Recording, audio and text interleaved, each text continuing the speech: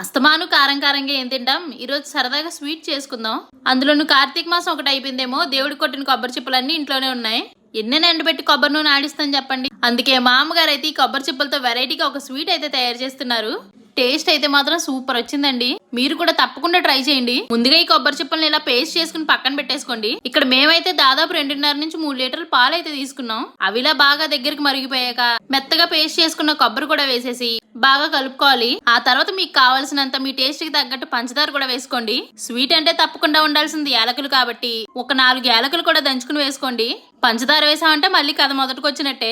అంటే చిక్కబడిన పాలన్నీ కూడా మళ్ళీ లూజ్ గా అవుతాయి. అలా కాసేపటికి చూసారా ఎంత గట్టిగా అయిందో. లాస్ట్ లో కాస్త నెయ్యి వేసుకుని దించేసుకోండి. నోట్లో వేసుకోగానే ఆ కొబ్బరి కోవా టేస్ట్ తో భలే నోట్లో కరిగిపోతుంది. ఇంతకీ దీనికి ఏం పేరు పెడితే బాగుంటుంది అంటారు? కమెంట్ చేసి చెప్పండి. మీరు ట్రై చేస్తే మాత్రం నాన్ స్టిక్ పాన్ లో ట్రై చేయండి. అడుగు అంటుకోకుండా నీట్ గా వస్తుంది. వీడియో నచ్చితే లైక్ చేసి సబ్స్క్రైబ్ చేసేయండి.